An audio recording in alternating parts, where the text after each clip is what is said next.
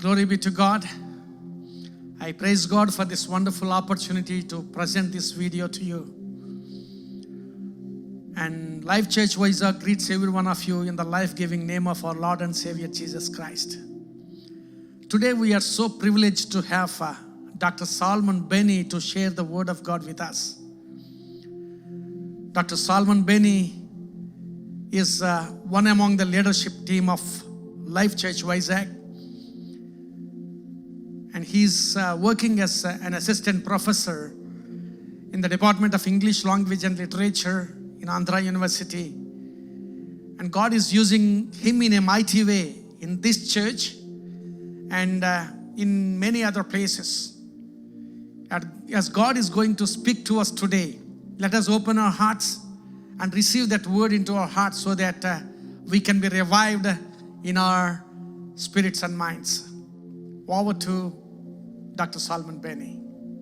I bring you greetings in the name of our Lord and Savior Jesus Christ. And I bring greetings from the Life Church Visakhapatnam to all the viewers who are watching us through this YouTube channel. Today I have entitled my message as Requirements for Revival to Happen. Before that, let's read the scripture verses from 2 Chronicles, 7th chapter and 14th verse, which goes like this. If my people who are called by my name will humble themselves and pray and seek my face and turn from their wicked ways, then I will hear from heaven and will forgive their sin and heal their land. Let's close our eyes for a short prayer so that God will speak to us. Lord, we come to your throne of grace at this point of time, Lord Master. Thank you so much to stand here, enabling me to stand here to meditate on your word, Lord Master. Lord, grant me your utterance, Lord Father. Help me, Lord Jesus, so that your voice could be heard to every one of us, Lord Master. Use me for the extension of your kingdom. We give you glory and honor. In Jesus' most precious and immaculate name, I pray this prayer, Lord. Amen. Friends, this verse from the book of 2 Chronicles, 7th chapter, 14th verse, is called as the revival verse, which was spoken by God himself to the King Solomon when he was dedicating the temple to the Lord's glory. The Israelites, when they were living at that point of time, were living in a lot of sinful life. They were not caring about what God intends them to live, and they were just having their life as they wish to be. They're not afraid of God, and their sins were they were innumerable, and God was so upset with the whole Israelites. So God calls Solomon and tells him that, tell my people to change their wicked ways, to change their lives so that he could send revival into the Israelites nation, so that people could transform, live a pure life, so that God can do wonders in the lives of the Israelites. We all know how Israelites are. They were fine for some time. They were sinful for some time. When God called them, they would come back. They go back. They come back to God. They go back away. They go away from God. All these kinds of things were happening in Israelites' lives. But this time, when temple was being dedicated, God wants all Israelites to be focused on God, to turn away from sin so that God as a holy God could accept them as they are. So when we read this verse again, it goes like this.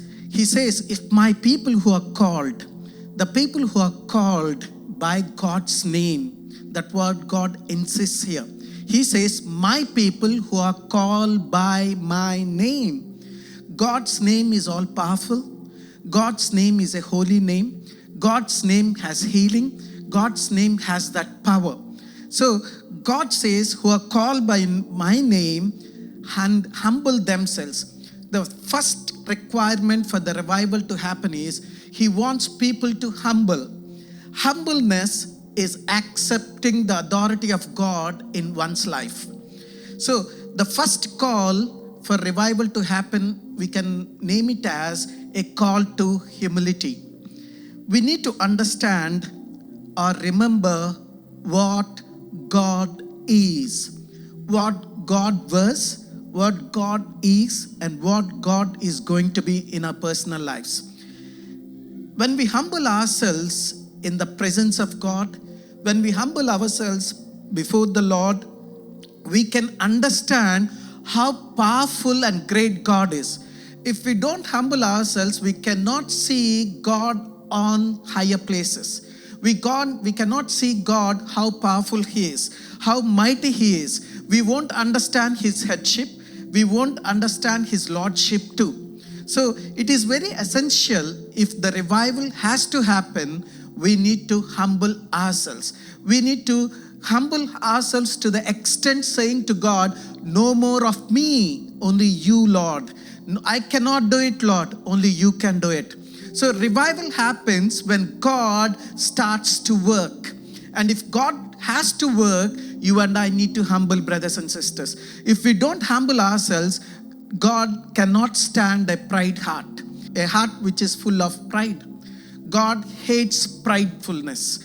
God does not stand with a person who has a lot of pride in him, because pride says, I can, and humble heart says, I cannot.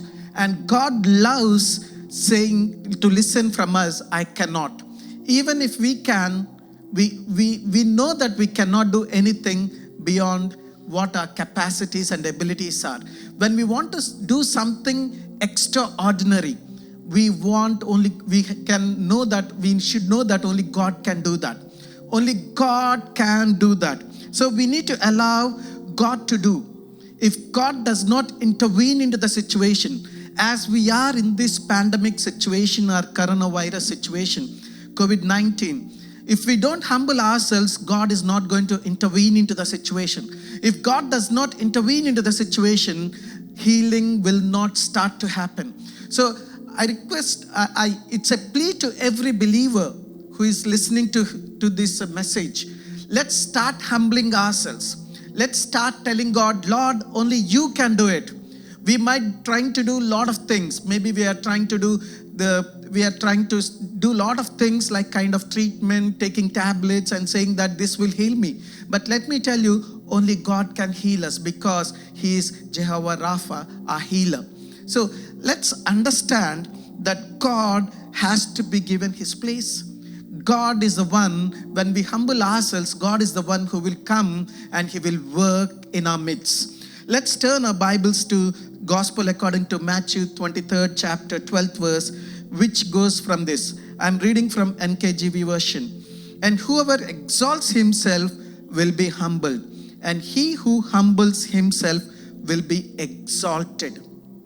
We need to understand that the gospel writer calls us to humble ourselves. If we think that we exalt ourselves, human tendency is that we exalt ourselves. We put ourselves on a pedestal and say that we are more than what we are. And that's where the whole problem starts to creep in. God asks us to humble ourselves. And the Bible says that we should never exalt ourselves. If we do exalt ourselves, the Bible says we'll be humbled. And the verse goes like this: and he who humbles himself will be exalted. When we humble ourselves, God's presence will engulf us. God's presence will sweep us. God's presence will take us into new spiritual realm where we will be exalted, where we will be given the right place that you and I are supposed to live in. So here we need to understand that humbling ourselves is the most important thing. So it is very essential, if you want to see the revival happening in your life, in my life, in the life of the church, in the life of the world, humbling ourselves is the most important requirement that you and I need to understand.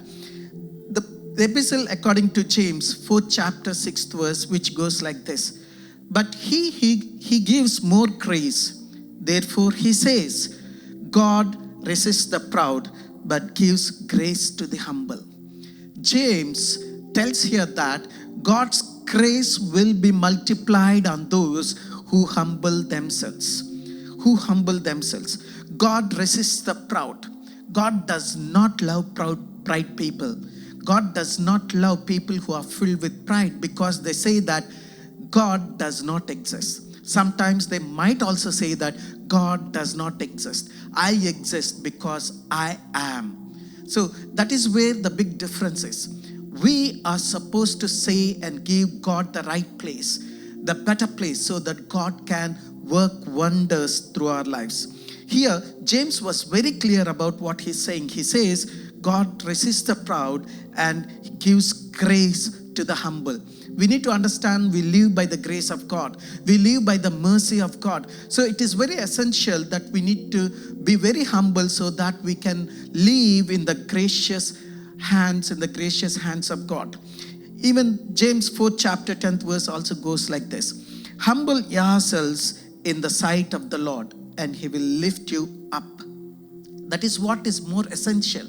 When you humble yourself in the sight of the Lord, he will lift you up. The first essential thing to be lifted is to humble yourself. I don't mean that you need to act as though you're humbling yourself. Humbleness should come from your heart. It should be an outpour of what you are from inside. Humbleness is not acting in front of a person who is in authority, but it is a pure humbleness coming out of heart. It is pure humbleness when you stand before the throne of God. How you and I will be humbled without our knowledge, because he's all powerful, he's all glory, he's all holy. So his holiness will make us more humble. So we need to understand that you and I are not bigger than what God is. So we need to humble before him. If you want to see revival happening, what is revival, to be very precise? Revival is a change where our attitudes will change, our perspectives will change, our lifestyles will be changed, and we will be more closer to what God is all about, what God wants us to be about, so that when revival happens, sweeping of all the unnecessary things will happen from our lives. So humbling ourselves makes God to work in our lives, will make God to work in our lives. If you and I are proud, God will not work in our lives. So here God says, it is the voice of God which says, humble themselves. That is very, very important. God is calling his people to humble themselves. If you and I don't humble ourselves, God is never going to act in our lives. God is never going to give us his grace. God is never going to give us his mercy in our lives. So we need to humble ourselves. So it doesn't take much, brother, to humble ourselves. It's just saying, Lord, I'm nothing. It's just saying to the Lord in prayer, Lord, I'm nothing. You are bigger than what I am. You are holier than what I am. You are so graceful than what I am.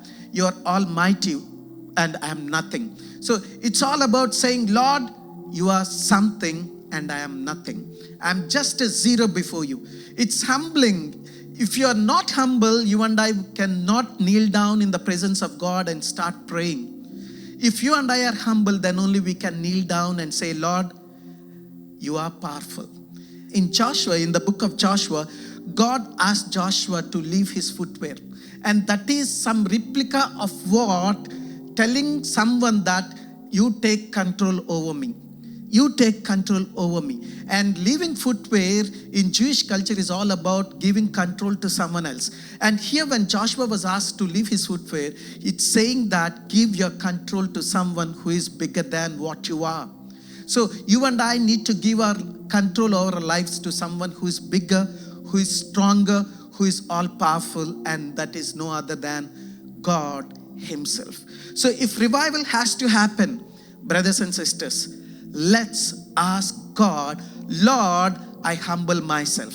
You take complete control over my life so that revival would break into this world and people will be transformed into your likeness so that God can change our lives. First call is to humility, and the second call is to prayer. He says, and pray. He says, if my people who are called by my name and will humble themselves and pray and seek my face. Pray. Most of us in this lockdown period have come back to the prayerful life. if you agree with me or not. Before that, we are so occupied with our worldly things. We are so occupied with our work. We are so occupied with our studies and so many things because we are given second place to God. Our priorities have changed. But now, because of the lockdown, we had plenty of time so that we could come back to God's presence. And going to God's presence in prayer is what is needed in this period of time. And so God was saying that if revival has to happen, all his people should go on their knees and pray for revival to break in. And we see here God is calling us to pray. God is calling us to pray. So it is very essential. It is very essential that you and I need to pray. What does pray means? It is all about communication. It is communicating with God. And communication is a word which has been derived from Latin word called communico or communicare, which means to share. We share with our people. We share with our kin and kith. But we share what is very important with God. We need to share with God. God created us for communication. That's what the Bible says in the book of Genesis. So God created us for the purpose of communication. So sharing is very important. And sharing through the means of prayer is what is essential for you and me. Brothers and sisters, let's communicate with God. And communication through prayer means so much to you and me. So much to you and me. Charles Finney, one of the revivalists, says that prayer is the essential link in the chain of events that leads to revival.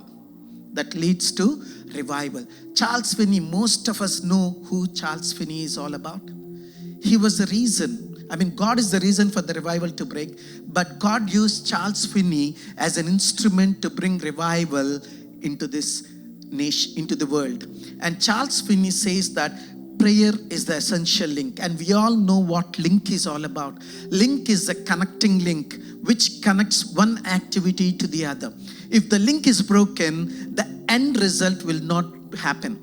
So here, the end result for you and me, according to the second book of Chronicles, 7th chapter, 14th verse, is revival. And for us, for revival to happen, is the prayer. And the most essential thing is prayer. So he says, Charles Finney says that without prayer, revival does not happen. We know that every point of time when the revival has broken, revival has happened, it is only because of people have prayed for a longer period of times for the revival to happen. There was one old woman who wanted D.L. Moody to come to her church because at that point of time, the revival was happening and D.L. Moody was one of the reasons. God was using D.L. Moody as one of the vessels to bring revival. This woman was praying so that D.L. Moody would come to the church so that revival would break. And she prayed very hard, almost close to 10 to 14 years. And then one fine day, God has sent D.L. Moody to that particular church. And let me tell you, there was an outstanding outpouring of the Spirit in the church, and revival started to happen in the church. Let me tell you, the 14 long years of prayer has paid lot of dividends to that woman. When I use the word called dividends, it is the fruit that I'm talking about. It's the outpour of the Spirit. When an outpour of the Spirit happens, the fruit of the Spirit would come. The revival happened. When the revival happened, all the people in the church were struck by the Spirit at that point of time. And they went out into the society, and they were the reason for the revival to break in their personal lives. Revival should happen. We are waiting for that revival, brothers and sisters. We are waiting for that revival. If you want that revival to happen in your generation, in my generation, let's start praying for that. Let's go on our knees. Let's start praying so that we can make the link to connect to the end result called revival to happen in this nation. Not only in this nation, but in the whole world. So that when revival starts, when revival ignites, it's not going to end, brothers and sisters. And God is ready to bring revival into the world because we have been listening to a lot of things before His second coming.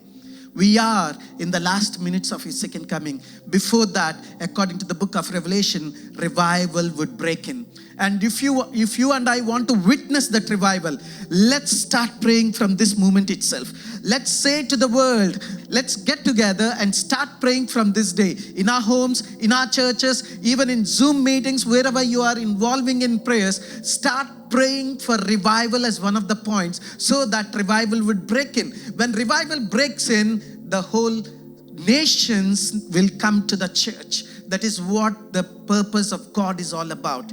Let's turn to the book of Nehemiah, 9th chapter, 1 and 2 verses, which goes like this. Now on the 24th day of this month, the children of Israel were assembled with fasting in sackcloth and with dust on their heads.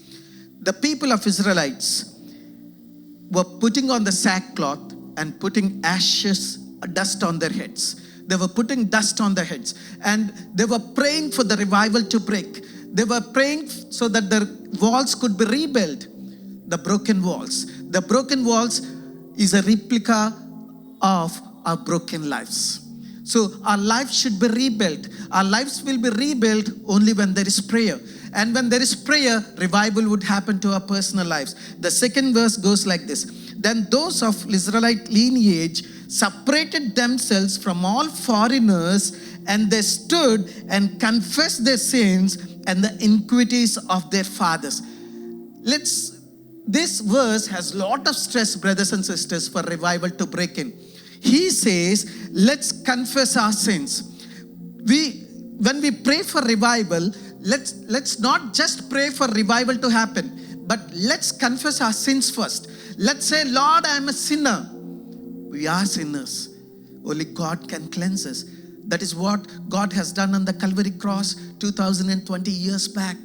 He went to the cross voluntarily to die for you and me so that He could shed His blood there, so that you and I could be revived back to life, revived to the broken communication that you and I lost with the Father. So let's see here. He says, confess their sins and the iniquities of their fathers. They not only confessed their sins, but they started to confess the iniquities of their fathers.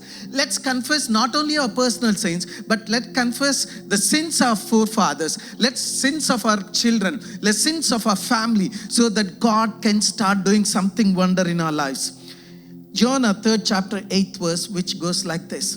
But let man and beast be covered with sackcloth and cry mightily to God. Yes, let everyone turn from his evil way and from the violence that is in his hands. We all know what Jonah is all about. Jonah was asked to go to Nineveh. He goes to Tarshish, just quite opposite way to what Nineveh is all about. He goes there, and you know what happened there. He was thrown into the sea, and a fish eats him, and he goes back to Nineveh after confessing his sins in the stomach of the fish. Now we know that when he starts going there, he starts gossiping the gospel. He starts telling the gospel to the people. And we see that whole of the nation, along with the king, knows the importance of repentance. The king puts on the sackcloth, puts ashes on his head, and starts praying.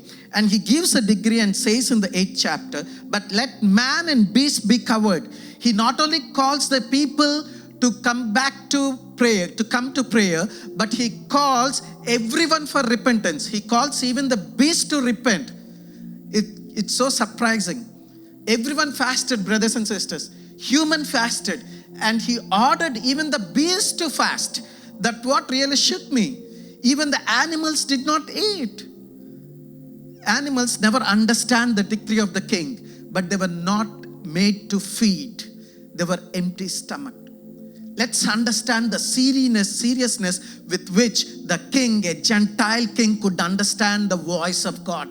You and I as believers should understand the voice of God. Let's fast. Let's put on the sackcloth. I'm not literally talking about putting a sackcloth on ourselves, but let's humble ourselves to the extent so that God starts working in our lives. When God starts working in our lives, when our lives are set right with God, we can be reason for others' lives should be pure.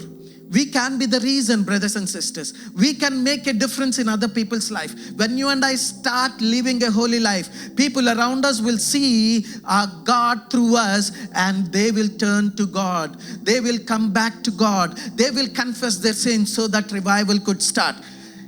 Revival would start with individual cleansing, brothers and sisters. And that cleansing will catch up with the cleansing of other people. And when other people are cleansed, the society will be cleansed. When society is cleansed, revival would break in, brothers and sisters. I would rather say hallelujah and shout hallelujah to the Lord. And the third requirement is a call for passion. A call of passion. He says, seek my face. Whom are we seeking? Whom are we seeking? Early in the morning, when we get up from the bed, we stand before a mirror and we start seeking our faces. It's not seeking our faces, brothers and sisters. It's seeking God's face in every act of our life. When we seek His heart, the desire for God will increase in your heart and in my heart. Hallelujah. And when we start seeking Him, our direction of God will be of top priority. Seeking God is putting God as top priority in your life and in my life. The things of God will be of top priority for you and me. The things that God wants you and me to do will become top priority. You and I will give least importance to your priority and my priorities. We'll give top priority to God because we seek God's face, which is a holy place, holy face. And His face will dictate terms to us, will tell us what to do and what is not good, right for us, what is right for us and what is wrong for us. Brothers and sisters, let's seek His face earnestly. It's not seeking His face just for the sake of seeking His face, but let's seek His face with all our hearts, mind and soul. The people of Nineveh started to seek His face. They started to seek the God's holiness. They started to seek the truth of God's truth. They started to seek God's holiness, God's truthfulness, God's eminence in their life, God's joy in their life. When joy of the Lord comes, the truth of God comes into us.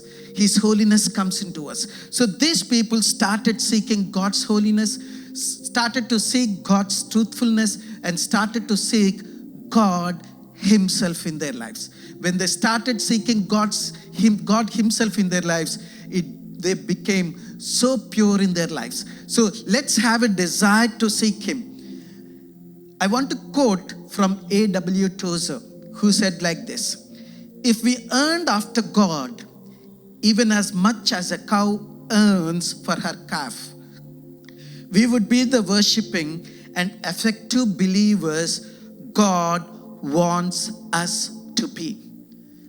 He draws a comparison between a believer earning for God and a cow earning for her calf. We know that cow earns for her calf, and God says you and I should be like a cow earning for our God. When we earn for our God, the thirst in us will increase. The desire will improve. The desire will be everlasting. You and I will seek God irrespective of time. Time in and time out. 24/7. Let's seek God. If you want revival to happen, the first thing is let's humble ourselves. Let's humble ourselves. And the second one is let's pray unceasingly. Let's pray earnestly so that God can do wonders in the prayer. God can do wonders in our lives, in the life of the world. And the third one is let's seek Him with all our hearts, mind and soul. And the final one, God calls for purity. God calls for purity. He says, and turn from their wicked ways. When you turn from your wicked ways, God says, I will hear you from heaven, and I will forgive you their sin and heal their land. If you and I want our land to be cleansed, if you and I want our land to be healed, if you and I want our world to be healed from this pandemic situation that we are going through, we need to turn from our wicked ways. We are born into wicked ways, brothers and sisters. God is calling us to turn from our sinful lives this evening time. God wants us to confess about our sins. He's disappointed. He's upset with our sinful life. God wants us to turn away from our wicked ways. He wants us to take a U-turn. Go to the throne of holiness. Fall prostrate before Him and say, Lord, Thou art holy God, and I want to be as holy as You are. And tell God, Lord, there's a lot of filth in this world. Lord, change that filth into Your holiness, Lord. Let me confess my sin. Let me confess my ancestors' sins. Let me confess my next generation sins, so that You can work wonders in our lives, Father. Confession and turning from wicked ways will change the whole land, brothers and sisters. That what God Himself has told Solomon, King Solomon. He said in His own voice, let the people turn from their wicked ways. God is upset with the wicked lives of the people. You and I are part of that people, brothers and sisters. God is calling us to turn from that wicked ways so that God can send revival into our nation. God can change the whole world. God can change the whole perspective of how you and I look into God's eyes. Brothers and sisters, God wants us to stop sinning. He wants us to examine ourselves. Let's introspect our lives this evening time and say, Lord, I'm so sinful. You're so holy. And let me confess my sins, Lord. Not only my sins, brothers and sisters, not only our sins, but let's confess the sin of the nations. The sins of the nations. In everyday prayer, not just a moment, because we are listening to this message for a moment, and I'm not asking you to pray for this prayer only this moment, but I say earnestly, pray this prayer every moment, every prayer that you do from the morning to the evening. Every day, start confessing your sins. Start confessing the sins of your ancestors. God, start confessing the sins of your next generation children. Start confessing the sins of your whole family, and see how God is going to work wonders in your life. How God is going to bless your family onward from here, and see how God is going to change the whole perspectives of how you think, how you live, and how you're going to deal with the situations in your life. Turn from your wicked ways. God cannot stand our wicked ways, brothers and sisters. Let's take a U-turn and let's stop sinning, brothers and sisters. When you stop sinning, God is so happy. When you repent, God is so happy. The angels, the celestial bodies, they do a party when a sinner comes to the knowledge of Christ. And that is what is needed at this point of time. We need to bring people to the knowledge of Christ. The book of Isaiah, 55th chapter, 7th verse goes like this. Let the wicked forsake his way, and the unrighteous man his thoughts. Let him return to the Lord, and He will have mercy on him, and to our God, for He will abundantly pardon. No sin is bigger than God, brothers and sisters. No sin is bigger than the sacrifice that God has done on the Calvary cross. No sin is bigger than the shed blood of Christ on the Calvary cross. Any sin can be pardoned. But you and I should come to the point of repentance. Repentance is the reason for the salvation, brothers and sisters. Let's repent. Let's turn from the wicked ways. Even in the book of Ezekiel, 18 chapter 31 verse, which goes like this. Cast away from you all the transgressions which you have committed, and get yourselves a new heart and a new spirit. For why should you die, O house of Israel? God does not want you and me to die in sinful life. He wants us to change our lives, which is filled with transgressions. God says, I can pardon you when you start repenting. You and I need to repent, brothers and sisters. The last scripture which I want to put before you, the book of Acts, 17 chapter 30th verse. Truly, these times of ignorance God overlooked, but now commands all men everywhere to repent. God has ignored to this point whatever sins you and I have sinned. God has not counted our sins now, brothers and sisters. But it is high time for you and me to go back to our everlasting Father, the Creator, and fall down before Him and say, Lord, I'm sorry. To this point, my sins are not counted. But now I confess the hidden sins, every sin that is there in my life. I repent and I say, I'm sorry for my sins. Brothers and sisters, let's start repenting. If you and I want to witness revival to happen, if you and I want to see revival sweeping the world, let's start humbling ourselves. Let's start praying to God earnestly, unceasingly, unstoppably, so that God starts to work. God starts to work. Let's have a call of purity. Let's have a passion towards God. Let's seek His face. When we start seeking His face, God is going to start working wonders in our lives, brothers and sisters.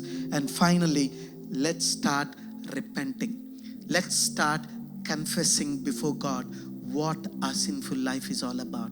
Let's close our eyes in prayer so that God will start reviving our personal lives, so that God will break revival into the nations, so that we can be in communication with God for everlasting, into our everlasting life. Lord, we thank you for this wonderful evening time that you've given us, Lord Master. We bless you, Father God, for everything that you've been doing. Thank you for teaching us 4 important things for revival to happen, Lord Father. Father, a call to humility, Lord Father. A call to prayer, Lord Jesus. A call to passion, Lord Father. A call to repentance, Lord Father. Lord, help us, Lord Jesus, to have these calls in our life. Help us to humble ourselves. Seek your face, Lord Father. Pray and seek your face, Lord Father, so that you will start doing wonderful things in our lives. Because your word says in the last part of 14th verse, 2 Chronicles 7 chapter 14th verse, that you will heal us and heal the land in complete, Lord Father. Lord, we pray that the revival would start taking us, Lord Father. Let the revival break in, Lord Jesus, so that people could be added to your church. People could be added to your kingdom, Lord Master. Lord, we bless you, Father God. Help us to repent, Lord Father, with all our hearts, Lord Master. We bless you. We give you all the glory. Whoever has listened to this message, Lord, let them be filled with these 4 characteristics or 4 requirements of how revival can happen, Lord. We give you glory and honor. In Jesus' most precious and immaculate name, I pray this prayer, Lord. Amen.